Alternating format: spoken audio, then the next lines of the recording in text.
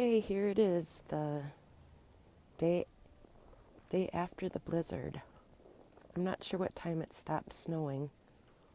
They had said it was supposed to quit around 3 o'clock this morning. But it sure looks pretty, doesn't it? Mike is just getting done snow blowing. He cleaned out Keith's driveway. He didn't do ours, but Bruce did ours last night. And it didn't fill in too much. Now it's just really blowing. And it's very cold. It is about 8 degrees. The wind is gusting to 23.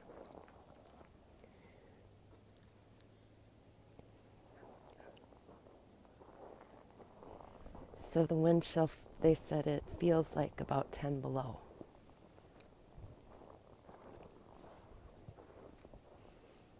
See them mailboxes with all that damn snow?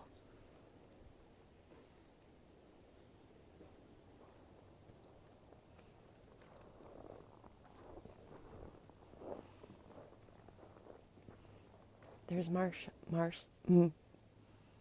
Jason and Martha's house. I can see their kitty cat in the window.